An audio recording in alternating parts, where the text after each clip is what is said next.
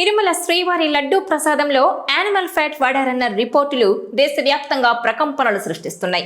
స్వయంగా సీఎం చంద్రబాబు ఈ విషయం చెప్పడంతో రాజకీయ దుమారం రేగింది.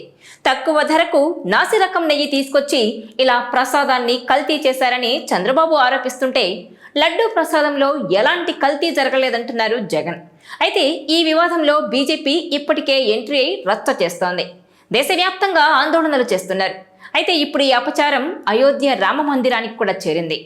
తిరుమల పవిత్ర ప్రసాదమైన ఈ లడ్డూను ఈ ఏడాది జనవరి 22న జరిగిన అయోధ్య రామ మందిరం ప్రాణ ప్రతిష్ఠ కార్యక్రమంలో భక్తులకు పంపిణీ చేశారు.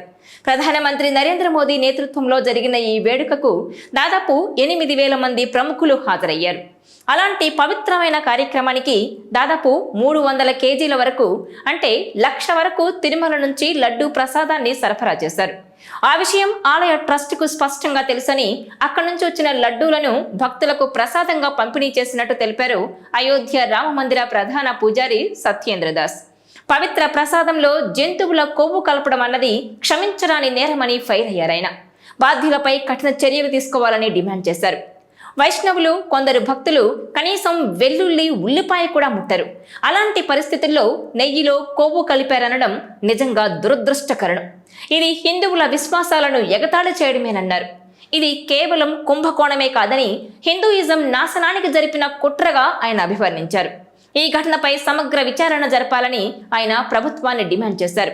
ఇదిలా ఉంటే తిరుమల లడ్డూ ప్రసాదంలో జంతువుల కొవ్వు కలిపారన్న ఆరోపణలతో 11 రోజుల ప్రాయశ్చిత్త దీక్ష చేపట్టారు AP deputy CM Pawan Kalyan.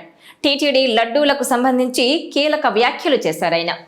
Ayodhya Rama మందిరం ప్రారంభం సమయంలో టీటీడీ నుంచి 1,00,000 లడ్డూలు పంపించారని, వాటిని అపవిత్రంగా తయారు చేసి అయోధ్యకు పంపించింది ఎవరు అని నిలదీశారు పవన్.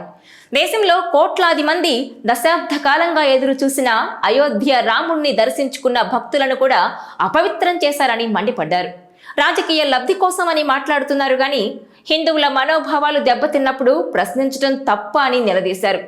అలాగే వైసీపీ అధికారంలో ఉన్న 10 ఏళ్లలో 219 ఆలయాలను నాశనం చేశారని ఆగ్రహం వ్యక్తం చేశారాయన. ఇక తిరుమల శ్రీవారి మహాప్రసాదం లడ్డూలో జంతువుల కొవ్వు కలిపిన కల్తీ నెయ్యి వాడిన ఘటనను కేంద్రం తీవ్రంగా పరిగణించింది. ఈ ఘటనపై సమగ్ర నివేదిక ఇవ్వాలని ఏపీ సర్కార్ను కోరింది. మరోవైపు తిరుమల కల్తీ నెయ్యి వివాదం సుప్రీంకోర్టుకు కూడా చేరింది. తిరుమల లడ్డూ కల్తీతో హిందువుల మనోభావాలు తీవ్రంగా దెబ్బతిన్నాయని, ఈ విషయంలో కోర్టు జోక్యం చేసుకుని హిందువుల మతపరమైన హక్కులను కాపాడాలని సత్యం సింగ్ అనే న్యాయవాది పిటిషన్ దాఖలు చేశారు. మరోవైపు వెంకన్న లడ్డూ ప్రసాదంలో నాణ్యత లేదని భక్తుల నుంచి ఫిర్యాదులతో విచారణ జరిపామన్నారు టీటీడీ ఈవో శ్యామలరావు. చాలా తక్కువ రేటుకే నెయ్యి సరఫరా చేయడంతో అనుమానం వచ్చిందని, వెంటనే నెయ్యి విషయంలో విచారణ జరపగా కొన్ని విషయాలు వెలుగులోకి వచ్చాయని వెల్లడించారు. తమిళనాడుకు చెందిన ఏఆర్ డైరీ ఫుడ్స్ అనే సంస్థకు గత మార్చి నెల నుంచి కాంట్రాక్ట్ ఇచ్చినట్టు ఆయన చెప్పారు. వారు కిలో నెయ్యిని 320 రూపాయలకే మే నెల నుంచి సరఫరా చేశారన్నారు. అయితే మొదటిగా 4 నెయ్యి ట్యాంకులు పంపించారని, వీటి నుంచి తీసిన 4 శాంపిల్స్ ను ల్యాబ్ కు పంపామన్నారు. దీంతో ఆ డైరీ ఫుడ్ పంపించిన నెయ్యిలో నాణ్యత లేదని తేలిందన్నారు. మొదటి టెస్టులో కూరగాయల ఫ్యాట్ ఉన్నట్టు తేలిందని, రెండవ పరీక్షలో బీఫ్ టాలోతో పాటు ఇతర జంతువుల కొవ్వులు కూడా ఉన్నట్టు తేలిందని వెల్లడించారు.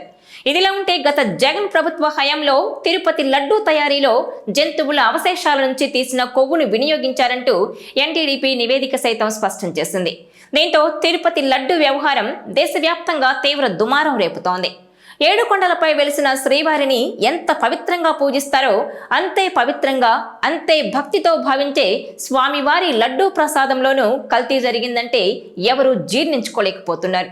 లేటెస్ట్ గా అయోధ్య రామ మందిర ప్రాణ ప్రతిష్ఠ కార్యక్రమంలో కూడా ఇదే లడ్డూ ప్రసాదాన్ని పంపిణీ చేయడంతో ఎంత అపచారం జరిగిపోయిందని ఆవేదన వ్యక్తం చేస్తున్నారు భక్తులు.